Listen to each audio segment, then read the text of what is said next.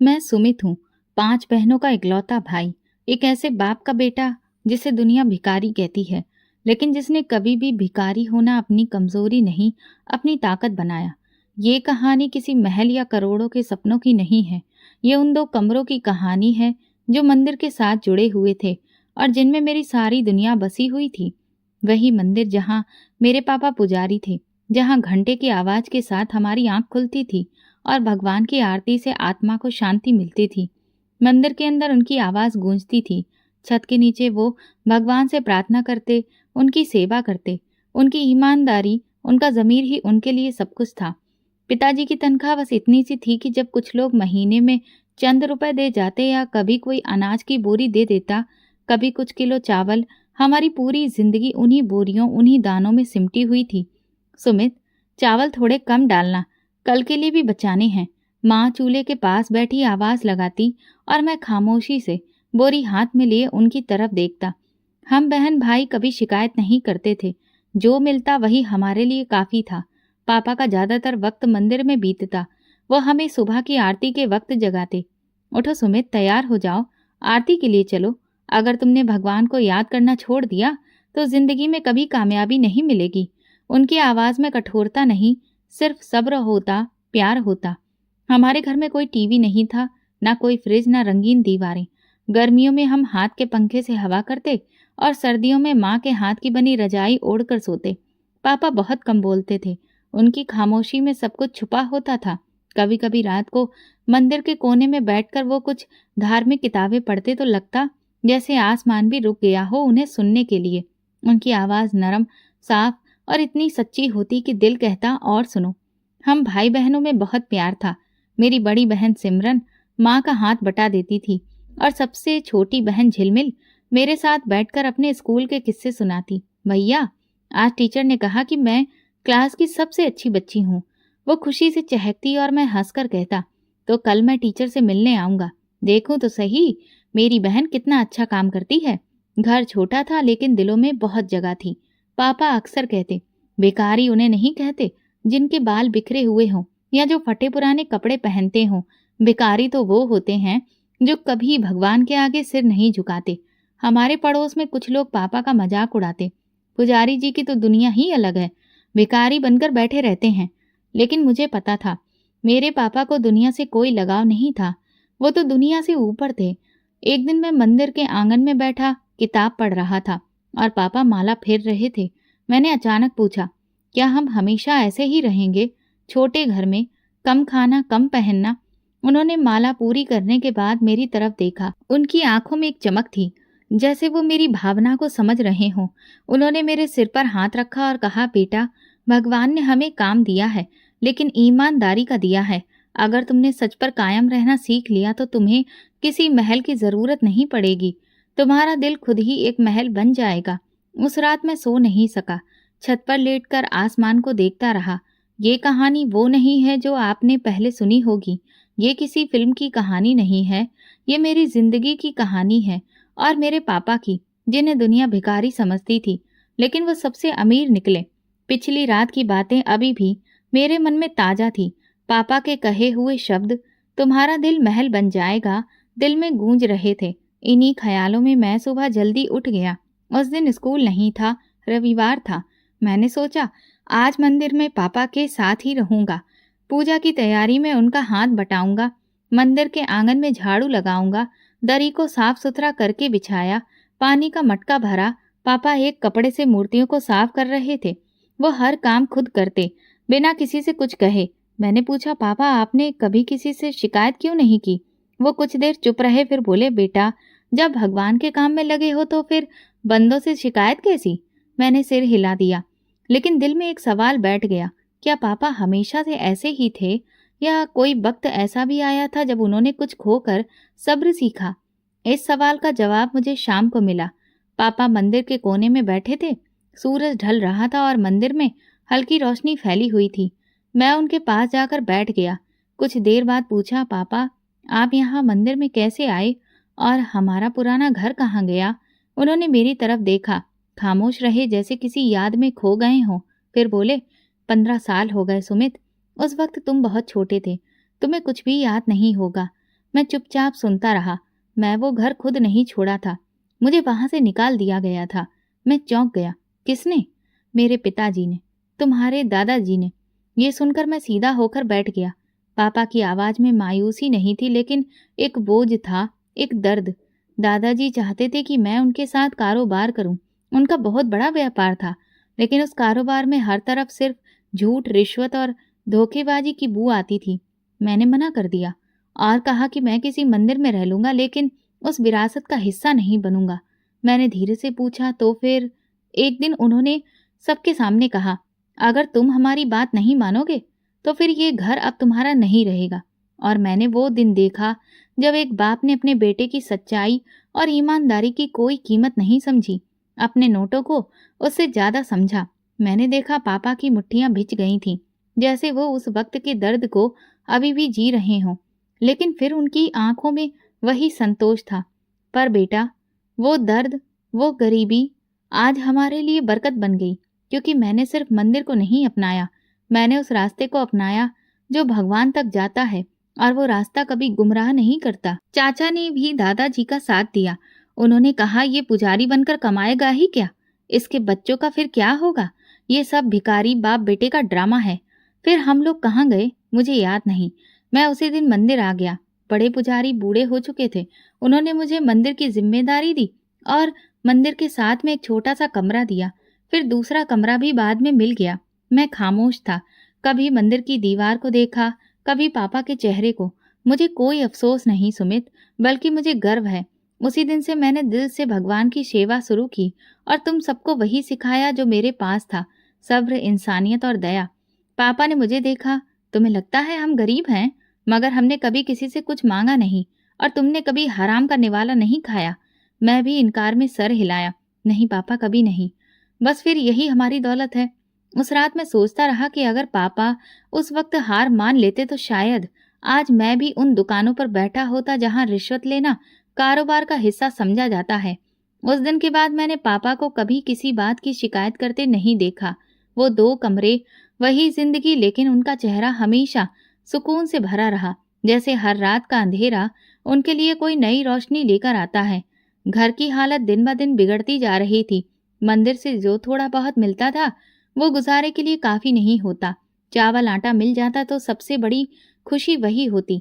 बाकी चीजें जैसे किताबें, यूनिफॉर्म और जूते, वो सिर्फ सोच की हद तक ही मुमकिन थी।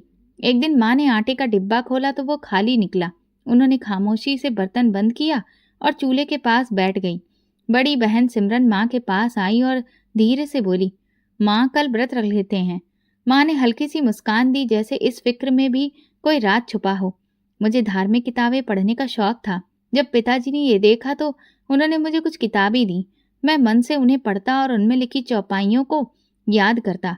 जब कभी भी हम कहीं पूजा पाठ करवाने जाते तो मैं भी जाता और पूरे विश्वास व मन से उन चौपाइयों को गाता। ये देखकर मेरे पिताजी की आंखों में एक अलग ही चमक दिखाई देती। लेकिन मेरे दिल में सिर्फ यही नहीं था, एक शौक भी था। मैं अच्छी पढ़ाई करना चाहता था। मैं चाहता था कि पापा जैसे इंसान की इज्जत उन महफिलों में भी हो जहां सिर्फ डिग्री और दौलत को ही महत्व दिया जाता है। एक दिन मैंने पापा से कहा, मैं आगे पढ़ना चाहता हूँ। उन्होंने मुझे देखा, फिर बोले, हमारे हालात के बारे में तो तुम्हें पता है, लेकिन अगर तुम सच में चाहो तो मैं अपनी पूरी कोशिश करूंगा। अगले ही दिन हम एक सरकारी स्कूल में गए और वहां मेरा एडमिशन हो गया। जब मैं स्कूल से जल्दी वापस आया तो मंदिर में पापा नहीं थे। मालूम चला कि वे किसी की अंतिम यात्रा पर गए हैं। मैं मंदिर के बरामदे में बैठा पुरानी किताबें देखने लगा। एक कोने में पुराना लकड़ी का संदूक रखा था जो हमेशा बंद रहता था। पहली बार मैंने उसे खोलने के बारे में सोचा। जब उसे खोला तो अंदर कुछ पुराने कागजात, कुछ टूटी चीजें और एक फाइल थी। उस फाइल में एक तस्वीर थी, मेरे नौजवान पापा की। साफ कपड़े, चेहरे पर विश्वास और पीछे किसी बड़ी बिल्डिंग का नजारा। एक चिट्ठी भी थी। चिट्ठी पर लिखा था, अगर तुमने हमारे कारोबार में शामिल ना होने की जिद इसी तरह से जारी रखी तो तुम हमारे बेटे नहीं हो सकते। ये खत किसी और ने नहीं, दादाजी ने ही लिखा था। मैं देर तक बैठा रहा, उसे पढ़ता रहा। एक एक शब्द मुझे बता रहा था कि पापा ने क्या खोया और क्यों। पापा जब वापस आए तो मैं बाहर दीवार से टेक लगाकर बैठा था। मैंने वो फाइल उनके सामने रख दी। वो रुक गए, जैसे वक्त थम गया हो। फाइल को देखते ही उन्होंने उसे तुरंत बंद कर दिया। ये तुम्हें कहाँ से मिली? वही संदूक से। पापा, आपने कभी बताया नहीं कि आपने अपने माँ बाप को क्यों छोड़ा? पापा ने गहरी सांस ली। मैंने उन्हें नहीं छोड़ा बेटा, उन्होंने मुझे छोड़ा। लेकिन क्यों? आप तो सिर्फ अपने रास्ते पर चल रहे थे। अपने रास्ते पर चलना हमेशा आसान नहीं होता है सुमित। कई बार इसकी कीमत अपने ही लोगों से दूर होने की हालत में चुकानी पड़ती है। मैंने उस वक्त जब इनकार किया कि मैं इस जालसाजी के कारोबार का हिस्सा नहीं बनूंगा, तो मुझे सबने छोड़ दिया था। मेरे भाइयों ने, मेरे माँ बाप ने, यहाँ तक कि मेरे दोस्तों ने भी। मेरी पुरानी यादें भी अब मुझे अजनबी लगने लगीं। तो आपने हमें सबसे दूर रखा? हाँ, क्योंकि मैं नहीं चाहता था कि तुम वो सब देखो जो मैंने देखा। तुम्हारे सामने एक साफ रास्ता हो, चाहे वो कितना ही कठिन क्यों ना हो। उसी दिन के बाद मेरी नज़रों में पापा सिर्फ एक पुजारी नहीं रहे, वो एक सिपाही बन गए थे जो बिना हथियार के एक ऐसी जंग लड़ चुके थे जो शायद हम जैसे लोग जीतने के बारे में सोच भी ना सकें। मैंने सिमरन दीदी से बात की। उन्होंने धीरे से बताया, जब हम छोटे थे तो पापा कई दिन परेशान रहते थे, चुपचाप अकेले में बैठे रहते थे। माँ कहती थी कि उन्हें अपने भाइयों की बातें याद आती होंगी, लेकिन पापा ने कभी कोई शिकायत अपनी जुबान पर नहीं लाई। उसी दिन रात को मैंने फैसला कर लिया, मुझे पापा के सब्र को उसका अंजाम देना था। मुझे पापा को साबित करके दिखाना था कि उनका बेटा वो नहीं जो सिर्फ अच्छे नंबर लाता है, बल्कि वो भी है जो उनके सब्र का परिणाम बन सके। अगले दिन स्कूल में एग्जाम की डेट बता दी गई। मैंने पढ़ाई में दिन रात एक कर दिया। स्कूल के मंदिर में बैठकर खुद को साफ सफाई की चीजों में व्यस्त रखना, धार्मिक किताबें पढ़ना, ये सब जारी रखा। एक दिन मेरे टीचर ने कहा, सुमित, तुम सिर्फ मेहनती नहीं हो, तुम्हें काबिलियत भी है। तुम अपने जैसे बच्चों के लिए एक मिसाल बन सकते हो। मैंने खामोशी से सिर झुका लिया, लेकिन दिल में कुछ और ही चल रहा था। ये सब कामयाबियां मेरी नहीं थीं, ये पापा के सब्र की कमाई थी जो मैं आगे लेकर जाना चाहता था। कुछ हफ्ते बाद रिजल्ट आया। मेरा नाम फिर सबसे ऊपर था।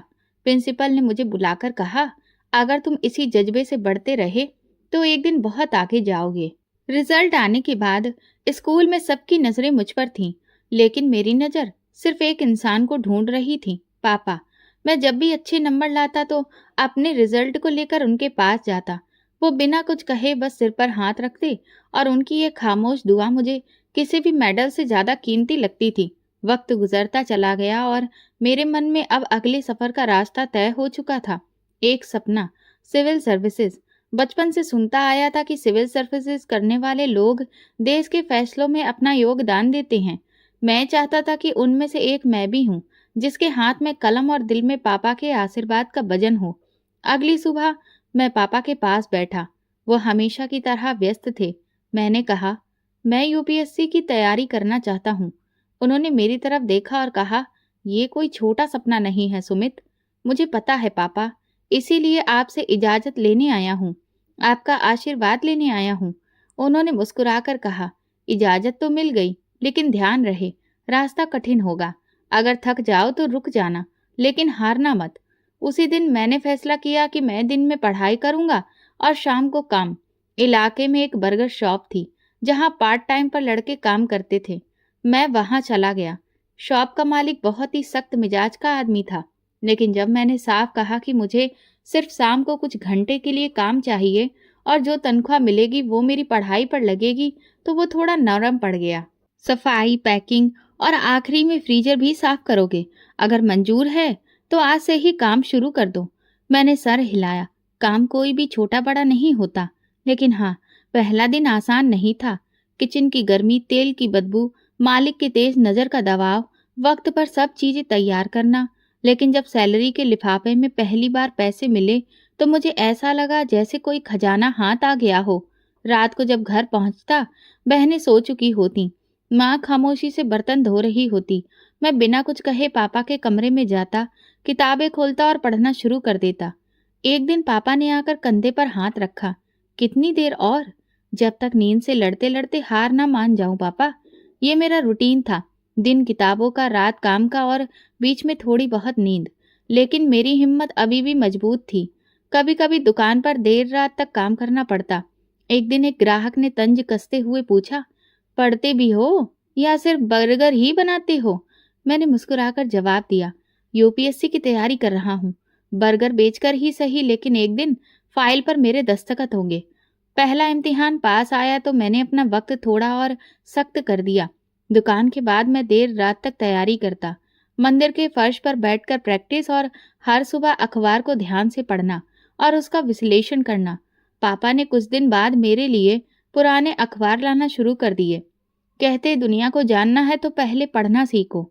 जब एग्जाम का दिन आया, पापा ने नरमी से कहा, सिर्फ कोशिश करना, रिजल्ट भगवान पर छोड़ दो। एग्जाम दिया, 3 घंटे गुजरे। जब बाहर निकला तो दिल में सुकून था। जो कुछ पढ़ा था वही आया था। कई दूसरे लड़के शिकायत कर रहे थे, लेकिन मैं शांत था। अब रिजल्ट का इंतजार। एक और परीक्षा थी। दुकान का काम जारी था, पढ़ाई भी, लेकिन अंदर एक उम्मीद थी कि शायद पहला कदम कामयाब हो जाए। फिर वो दिन आया जब रिजल्ट आया। मैंने वेबसाइट खोली, रोल नंबर डाला, पन्ने पर सिर्फ एक शब्द था, फेल। कुछ लम्हों के लिए मेरा दिल ही रुक गया। आसपास की आवाजें खत्म हो गईं। मैंने मोबाइल बंद किया, फाइल बंद की और धीरे से मंदिर के कोने में जाकर बैठ गया। पापा ने दूर से देखा, पास आए, कंधे पर हाथ रखा और कहा, रिजल्ट सिर्फ एक पन्ना होता है बेटा, तुम्हारी मेहनत इससे कहीं बड़ी है। मैंने सर झुकाकर पूछा, क्या मैंने आपको मायूस कर दिया? पापा बोले, मायूसी तो तब आती है जब कोई कोशिश ही ना करे, लेकिन तुमने जो किया है वो बहुत लोग सिर्फ सपनों में ही सोचते रह जाते हैं। अब अगली कोशिश की तैयारी करो। मैंने पापा की तरफ देखा। वो वही थे जिनके आशीर्वाद ने मुझे यहाँ तक पहुँचाया था, और मैं जानता था ये सिर्फ शुरुआत है, असली रास्ता अभी बाकी है। एग्जाम में नाकामी के बाद के कुछ दिन मेरी जिंदगी के सबसे खामोश दिन थे। बर्गर शॉप पर काम करता रहा, किताबें खोलकर बैठता रहा, लेकिन वो पहले जैसी तमन्ना अब बाकी नहीं रही। कुछ लम्हे ऐसे भी आए जैसे लगने लगा शायद सपनों का बोझ कंधों से भी ज्यादा भारी है। दुकान में एक दिन एक साथी ने पूछा, अब क्या इरादा है? छोड़ दो ये सब। मैंने सिर्फ इतना कहा, मैं कुछ भी छोड़ दूं, लेकिन पापा का भरोसा नहीं छोड़ सकता।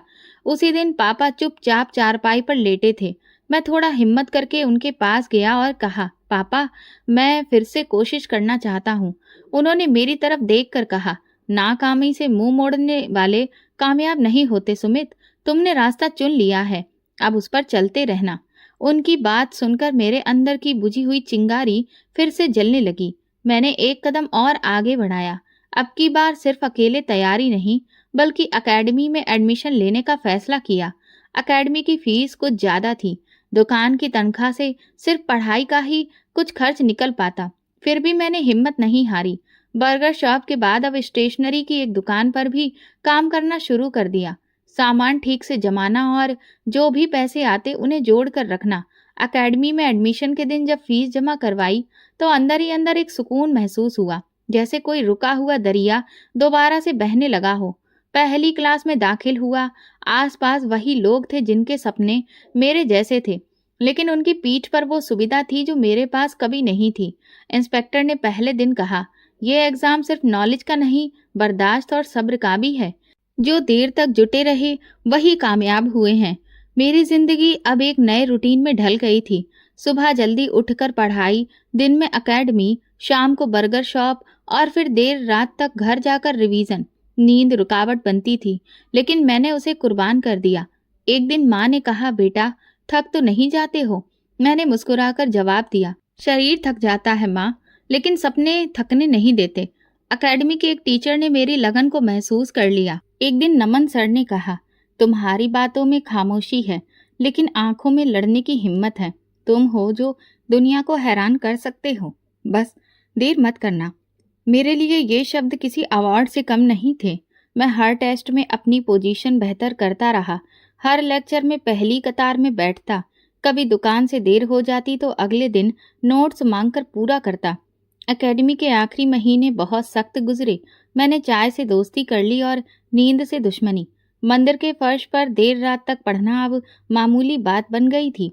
कभी कभी पापा चुपचाप मेरे पास आकर बैठ जाते, कुछ नहीं कहते, बस मेरी आंखों में झांकते और फिर चले जाते। उनकी ये खामोशी मुझे थमने नहीं देती थी। एकेडमी खत्म होने के बाद मेरे पास सिर्फ 1 महीना था। दूसरी बार यूपीएससी का एग्जाम देने के लिए मैंने दुकान से छुट्टी ले ली थी। अब दिन का हर एक पल कीमती लगता। माँ अक्सर मेरे लिए चाय बनाती और दरवाजे के पास रख देती। एक दिन बोली, तुम पापा की तरह हो, कम बोलते हो, ज्यादा सहते हो। मैंने हंसकर कहा, आपका आशीर्वाद हो तो सहना भी आसान लगता है। एग्जाम के दिन पास आए, मैंने सारे नोट्स दोहराना शुरू कर दिया। पापा मुझे देखकर सिर्फ एक प्रार्थना करते, भगवान तुम्हें इसी तरह से कामयाबी दे, तुम्हें सद्बुद्धि दे। मैंने उस दुआ को दिल से पकड़ लिया जैसे उसमें ही मेरी सारी हिम्मत छुपी हो। दूसरी बार इम्तिहान का दिन आया। मैं सुकून में था। इस बार मैंने अपनी हर कमजोरी पर कंट्रोल किया था। बाकी अब भगवान की मर्जी थी। बारिश रुकने का नाम नहीं ले रही थी। मंदिर की छत पर बूंदें टपक रही थीं। मैं एक कोने में बैठा वही पुराना फोन हाथ में लिए स्क्रीन पर उंगली रखे खामोश खड़ा था। वेबसाइट धीरे धीरे लोड हो रही थी और दिल की धड़कनों का शोर बढ़ता जा रहा था। एक बार आंखें बंद की, गहरी सांस ली और जैसे ही रिजल्ट का पेज खुला, मेरा रोल नंबर सामने चमक रहा था, जिसे पास कर दिया गया था।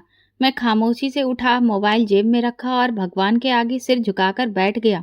ना कोई खुशी, ना कोई चिल्लाना और ना ही किसी को आवाज देना। बस आंखें बंद करके वो लम्हा अपने अंदर बैठा लिया, जिसकी कीमत मैंने हर रात की नींद, हर दिन की मजदूरी और हर दुआ में अदा की थी। भगवान का लाख लाख धन्यवाद करने के बाद जब घर पहुंचा, माँ बर्तन समेट रही थी। पापा अपनी माला पूरी करने के बाद उठ रहे थे। मैं सीधा उनके पास गया और चुपचाप उनके सामने बैठ गया। उन्होंने मुझे देखा, फिर बोले, रिजल्ट आ गया? मैंने धीरे से कहा, हाँ पापा, मैं पास हो गया, भगवान का शुक्र है। उनके चेहरे पर वही मुस्कान थी और आगे उन्होंने कुछ भी नहीं कहा। पापा, अगर आप कहें तो मैं सबको बता दूं? उन्होंने इनकार में सिर हिलाया। नहीं सुमित, अभी नहीं। ये कामयाबी सिर्फ तुम्हारी है। ये उस भगवान की तरफ से है जो खामोश प्रार्थनाओं को सुनता है। खामोशी में ही तरक्की है, शोर में नहीं। मैंने कोई बहस नहीं की। उनके हर फैसले में मुझे एक सच्चाई नजर आती थी। अगले दिन बर्गर शॉप के मालिक के पास जाकर मैंने काम छोड़ने की बात की। वो हैरत से बोले, कुछ हुआ है क्या? कोई और जगह मिल गई? मैंने मुस्कुराकर कहा, जी एक और जगह मिल गई है, थोड़ी बड़ी है। ट्रेनिंग का लेटर एक हफ्ते के बाद मिला। सेंटर मसूरी में था। पहली बार शहर से बाहर जा रहा था। पापा दरवाजे तक छोड़ने आए। माँ ने शॉल मेरे कंधों पर रखी और खामोशी से माथे पर हाथ रखा। ट्रेनिंग सेंटर में कदम रखते ही ऐसा महसूस हुआ जैसे सब नया है, लेकिन अंदर वही पुराना सुमित था। वहां मेरे जैसे बहुत से, कुछ आत्मविश्वास से भरे हुए तो कुछ नर्वस थे, कुछ जरूरत से ज्यादा बोलने वाले। लेकिन मैं सब में अलग इसलिए था क्योंकि मेरे पास शब्द कम थे और तजुर्बा ज्यादा था। पहला दिन ही सख्त था। Physical training, classroom lectures, class management. लेकिन मेरी सबसे बड़ी तैयारी वो रातें थीं जो मंदिर के फर्श पर गुजारी थीं। दूसरे लोगों के लिए ये सब शायद एक चैलेंज था, मेरे लिए तो बस एक सच का मैदान था। ट्रेनिंग पूरी होते ही मेरी पोस्टिंग का लेटर मिला हाथ में। कहाँ पर मिली, उससे ज्यादा दिल किसी और ही खुशी से डूबा था। ये वही मुकाम था जिसके बारे में मैंने मन से कहा था कि किसी दिन हमारी छत पक्की होगी और हमारे पापा की आंखों में सुकून होगा। वापसी पर जब घर पहुंचा तो माँ दरवाजे पर खड़ी थी। उन्होंने शॉल पकड़ी और पापा पिछले कमरे से निकले। मैंने कागज उनके हाथ में दिया। वो कुछ देर उसे देखते रहे, फिर खामोशी से अंदर जाकर भगवान के चरणों में रख दिया। सुमित, अब तुम जिलाधिकारी हो? हाँ पापा, लेकिन मैं अभी भी वही सुमित हूँ जो आपकी उंगली पकड़कर मंदिर जाता था। पापा ने मुझे सीने से लगाया और कहा, बेटा, ओहदे को कभी भी अपने दिल में ना बिठाना, वरना तुम वो खो दोगे जिससे ये सब मिला है।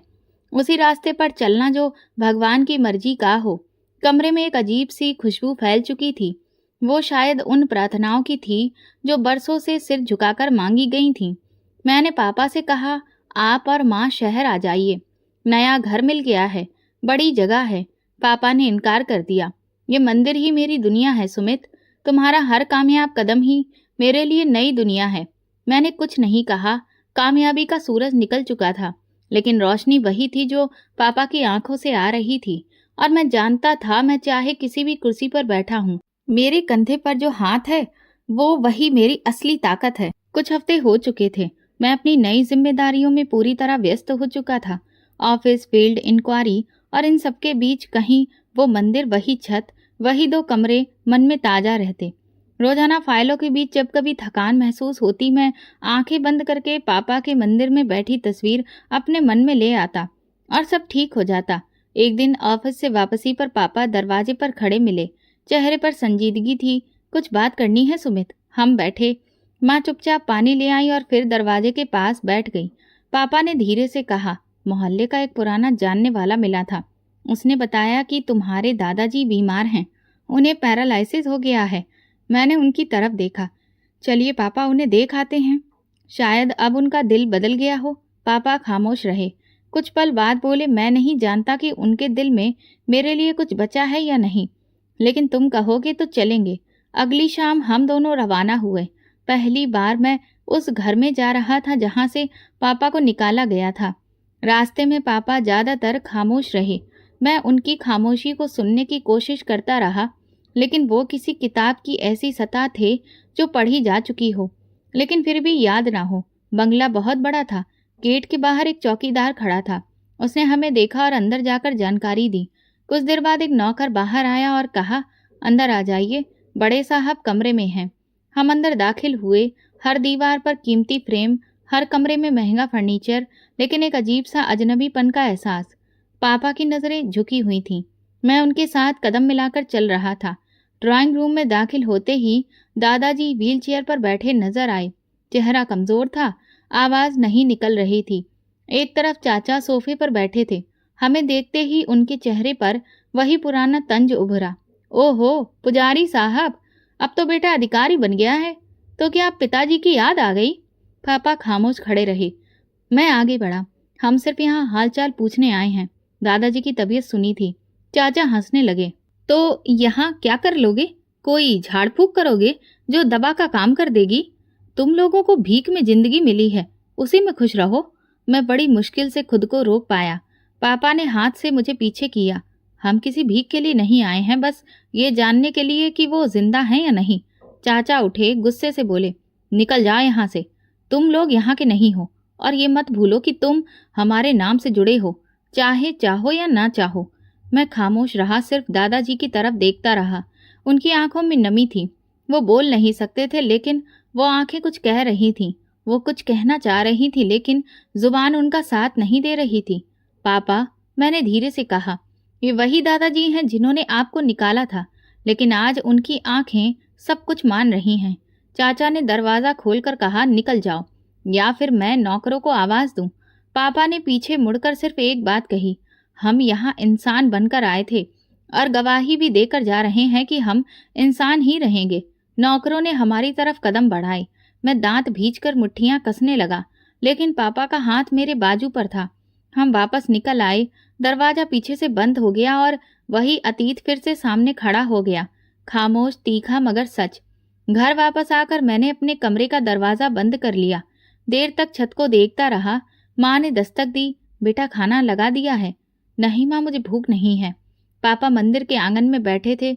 मैं उनके पास गया। पापा, इतना सब कुछ सह लेने के बाद भी आपने जुबान बंद रखी, क्यों? उन्होंने सिर्फ एक बार कहा, सब्र। मैंने उनकी तरफ देखा। ये सब आपको कहाँ से मिला पापा? जब इंसान को अपना सब कुछ भगवान पर छोड़ देना आ जाए तो सब्र पैदा हो जाता है। मैंने सोचा शायद यही वो असली कामयाबी है जिसका इम्तिहान मैंने कभी नहीं दिया। मेरे लिए फायदे, ऑफिस, अधिकार, और पापा के लिए सब्र। दादाजी की आंखों में जो प्यार था वो मैं आज तक भूल नहीं पाया। एक खामोशी, एक रिक्वेस्ट। शायद वो भी कुछ कहना चाहते थे, शायद उन्हें पछतावा था, लेकिन कभी कभी अपनी बात कहने से पहले ही वक्त छीन लिया जाता है। ऑफिस में वो दिन मामूली था। मीटिंग खत्म हो चुकी थी और मैं रोज की तरह फाइलों के ढेर में से चुन चुन कर देख रहा था। मेरे सामने रखी नई फाइल पर लिखा था, कॉर्पोरेट इन्वेस्टिगेशन, रघुवीर चौहान एंड कंपनी। जैसे ही फाइल खोली और पहला पन्ना पलटा, एक पल के लिए उंगलियां रुक गईं। रघुवीर चौहान, मेरे चाचा। कुछ देर तक खामोशी से वो नाम घूरता रहा, फिर बाकी पन्ने पलटना शुरू किया।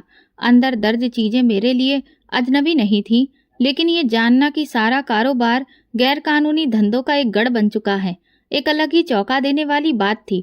आमदनी छुपाई गई थी, टैक्स रिकॉर्ड में जालसाजी, दरें, माल की कीमत का कम दिखाना और कर्मचारियों के नाम पर कंपनियों से जाली रकम निकलवाना, सारे सबूत मौजूद थे।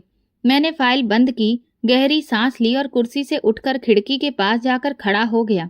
नीचे सड़क पर रोजमर्रा की चहल पहल जारी थी। मैं देर तक बाहर देखता रहा। जैसे फैसला करने के लिए वक्त को रोकने की कोशिश कर रहा हूँ। फिर खुद से कहा, ये वही रघुवीर चौहान है जिसने पापा को धक्का देकर दरवाजे से बाहर निकाला था, लेकिन मेरे सामने अब एक रिश्तेदार नहीं, एक मुजरिम है। उसी पल एंटी करप्शन विंग से बात की, पुलिस के सीनियर अफसर को भी साथ रखा। छापा कल सुबह डाला जाएगा, सारी टीम वक्त पर पहुंचेगी, दस्तावेज सारे पूरे हैं। जी सर, तैयार रहेंगे, अफसर ने तुरंत जवाब दिया। अगली सुबह मैंने सरकारी गाड़ी नहीं ली, साधारण कपड़े पहने टीम के साथ खुद चला। चाचा के ऑफिस के बाहर खड़े होकर मैं आखिरी बार सारे कागजों को देखा। सब कुछ साफ था। ऑफिस के गेट पर पहुंचते ही मैंने हाथ से इशारा किया, अंदर जाइए, बाहर का रास्ता बंद कर दीजिए। कोई कागज, कोई भी बंदा बाहर नहीं जाना चाहिए। हम जैसे ही अंदर दाखिल हुए, चाचा सामने टेबल पर बैठे सिगरेट सुलगा रहे थे। दरवाजा खुला तो उन्होंने चौंक कर हमारी तरफ देखा। अरे ये कौन है? फिर मुझे पहचानते ही तंज भरे अंदाज में बोले, ओ भिखारी का बेटा, तुम यहाँ क्या कर रहे हो? मैं आगे बढ़ा, खामोशी से फाइल उनके सामने रखी। ये क्या बकवास है? किसकी इजाजत से तुम अंदर आए हो? ये मेरा ऑफिस है, कोई बाजार नहीं। पुलिस और एंटी करप्शन टीम अंदर आ चुकी थी। एक ऑफिसर ने चाचा को नोटिस पकड़ाया। ये सर्च वारंट है, आपके खिलाफ सरकारी रिकॉर्ड में जालसाजी और पैसों के हेर फेर का इल्जाम है। चाचा का चेहरा लाल हो गया। तुम होते कौन हो मुझे गिरफ्तार करने वाले? मैं शांत स्वर में बोला, मैं जिला अधिकारी सुमित चौहान, मैं कानून का रखवाला हूँ। कुछ पलों के लिए कमरे में खामोशी फैल गई। चाचा ने ठहाका लगाया, ये दिन भी देखना था कि मेरे भाई का बेटा मुझे हथकड़ी लगवाएगा। मैंने पीछे खड़े ऑफिसर को देखा। कार्रवाई शुरू करिए, सारे कंप्यूटर फाइल्स और बैंक स्टेटमेंट जब्त कर लीजिए। चाचा भड़क उठे, मैं तुम्हें देख लूंगा, तुमने गलत वक्त चुना है। सुमित, मैंने सिर्फ एक जवाब दिया, आपका वक्त अब खत्म हो चुका है चाचा। ये आपके जुल्म का नहीं, इंसाफ का वक्त है। कुछ लम्हों में ऑफिस के अंदर अफसरों ने कब्जा जमा लिया। कंप्यूटर बंद किए गए, फाइल्स पैक की गई और स्टाफ से अलग अलग पूछताछ शुरू हो गई। चाचा को पुलिस साथ ले जाने लगी तो वो फिर बोले, मेरे बाप का नाम जानते हो? तुम्हारा खून हमसे है। मैंने उनकी तरफ देखा। मेरा खून सच्चाई का पाबंद है, रिश्ता सिर्फ सच के साथ है। चाचा को गाड़ी में बिठाया गया, दरवाजा बंद हुआ और काफिला रवाना हो गया। वापस ऑफिस जाकर मैंने मंदिर का रुख किया और भगवान के आगे सिर झुकाकर उनका धन्यवाद दिया कि मुझे आज वो दिन दिखाया जिसमें मैंने सच्चाई का साथ निभाया, चाहे उसकी कीमत रिश्ता ही क्यों ना हो। शाम को पापा दरवाजे पर बैठे थे, उन्हें सब कुछ पता चल चुका था। मैं खामोशी से उनके पास गया। उन्होंने मेरी तरफ देखा। पता चला तुमने इंसाफ किया है? हाँ पापा। कुछ देर चुप्पी। पापा क्या? नहीं। लेकिन उनकी आंखों में एक पुराना मंजर आ गया था जब हमें धक्के देकर निकाला गया था। पापा कुछ पल चुप रहे, फिर बोले, तुमने वो किया जो मैं नहीं कर सका, लेकिन गर्व इस पर नहीं है, बल्कि गर्व इस पर है कि तुमने वो सब कुछ कानून के दायरे में रहकर किया। यही वो मुकाम है जहां ताकत की असली आजमाइश शुरू होती है। मैंने कहा, ये ताकत सिर्फ आपकी दी हुई परवरिश की वजह से है पापा। इंसाफ का लम्हा गुजर चुका था, लेकिन मैं जानता था कि उसके असर अभी भी बाकी हैं। ये वो मौका था जहां जज्बात नहीं, उसूल जीते हैं, और मैं चाहता था कि आने वाले हर दिन में यही उसूल बाकी रहें। ऑफिस में सबकी नजरें मेरे चेहरे पर थी। कल की रेड की खबर पूरे जिले में फैल चुकी थी। कुछ लोग हैरान थे, कुछ इम्प्रेस, और कुछ सिर्फ तमाशा देख रहे थे। मेरे लिए ये सिर्फ एक कार्रवाई नहीं थी, ये मेरी ज़मीर का फैसला था।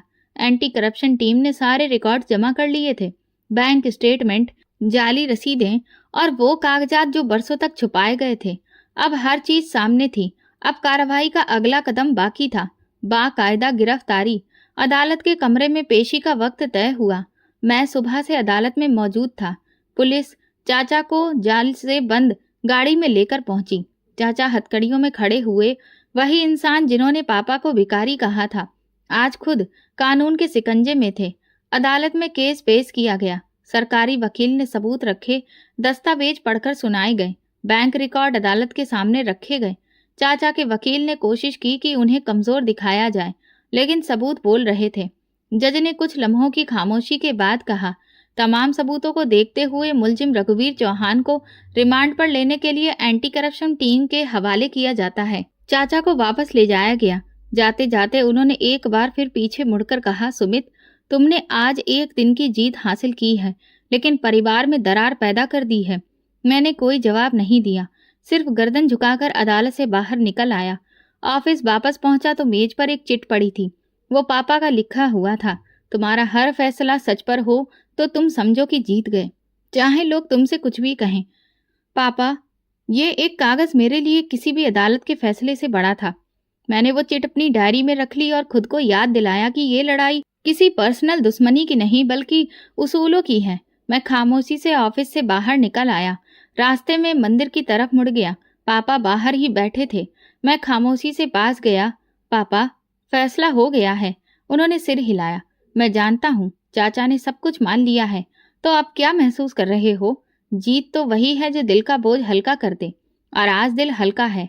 पापा बोले, याद रखो बेटा, तुमने जो किया वो सिर्फ एक गिरफ्तारी नहीं थी।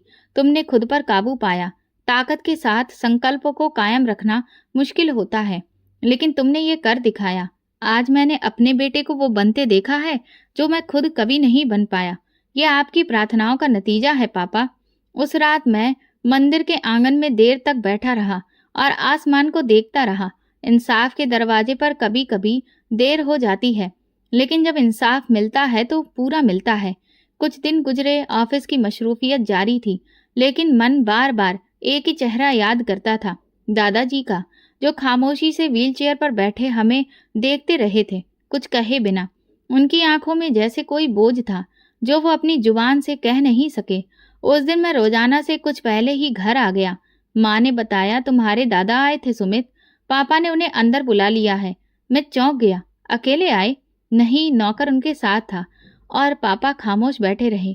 तुम्हारा जिक्र भी किया। मैं तेजी से अंदर गया। कमरे में पापा के सामने दादा व्हीलचेयर पर बैठे थे। मेरे कदमों की आहट पर पापा ने नजर उठाई। बैठो सुमित। दादाजी ने हाथ से इशारा किया कि मुझे अपने पास बुलाएं। मैं खामोशी से उनके पास जाकर उनके कदमों में बैठ गया। उनकी आंखें मेरी तरफ थीं। आवाज फिर भी नहीं निकल रही थी, लेकिन चेहरे के एक्सप्रेशन बदल रहे थे। कमरे में सन्नाटा था। दादाजी ने धीरे से मेरी कलाई पकड़ी और उंगलियों से मेरी हथेली पर धीरे धीरे कुछ लिखा। विद्वान, ये उनके होठों से बड़ी मुश्किल से निकला। वो कुछ और कहना चाहते थे। पापा ने पास जाकर उनकी पीठ सहलाई और कहा, कहिए पापा, आपके बेटे हैं। आप जो कहेंगे सुमित वही सुनेगा।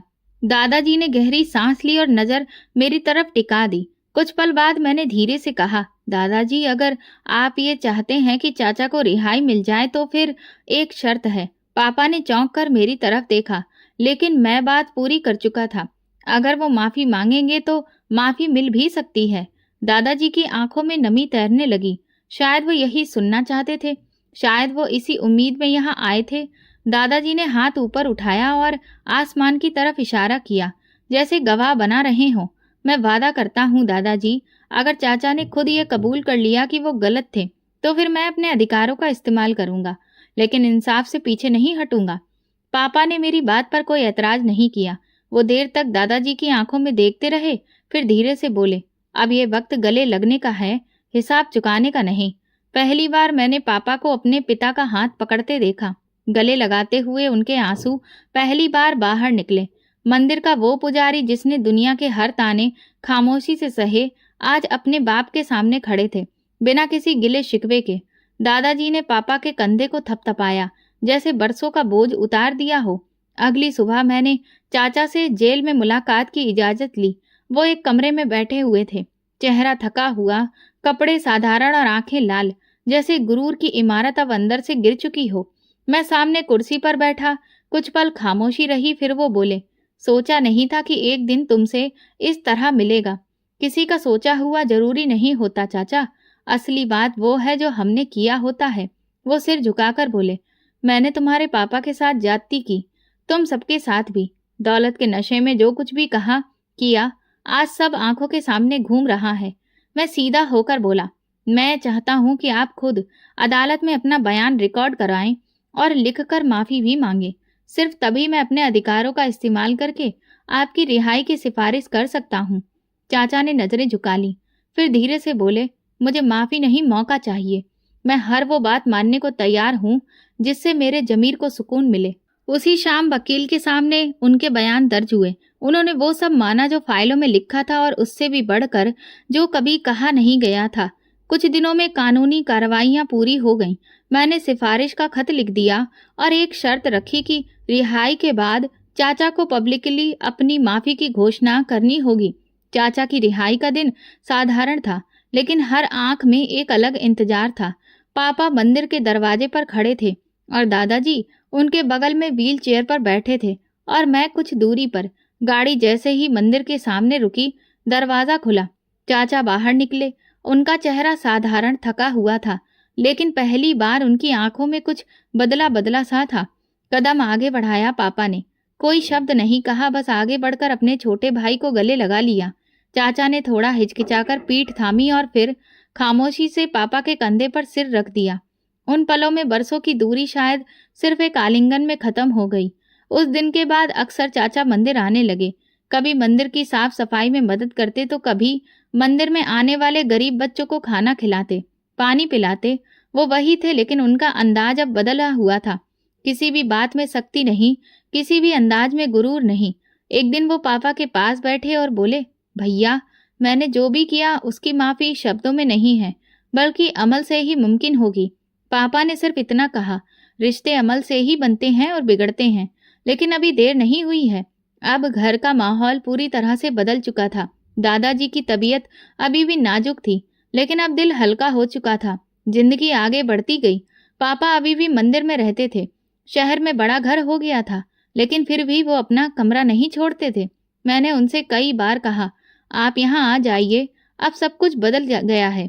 उन्होंने मुस्कुराकर कहा, सब कुछ तुम्हारे लिए बदला है, लेकिन मेरे लिए भगवान का दिया हुआ वही कमरा काफी है। दादाजी की तबीयत दिन ब दिन कमजोर होती गई।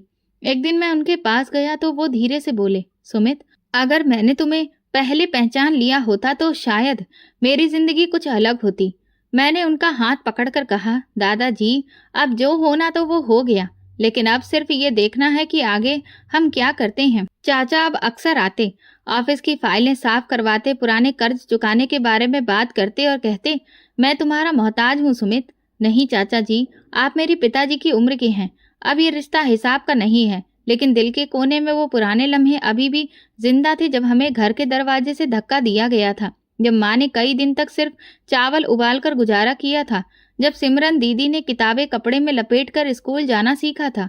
मैंने सब कुछ माफ कर दिया था, लेकिन कुछ चीजें याददाश्त से कभी भी नहीं निकलती और शायद निकलनी भी नहीं चाहिए। आज बरसों बाद मैं अपने ऑफिस में बैठा ये सब लिख रहा हूँ। टेबल पर एक तरफ पापा की तस्वीर है, दूसरी तरफ मेरे बेटे का स्कूल बैग, जैसे कि ये भगवान का आशीर्वाद हो। मैं सोचता हूँ मेरे पापा कोई भिखारी नहीं थे, बल्कि वो दिल से अमीर थे और मैं सिर्फ उनका बेटा हूँ। सच्चाई, सब्र और जमीर का रास्ता कठिन जरूर होता है, मगर अंजाम हमेशा कामयाबी और इज्जत होता है।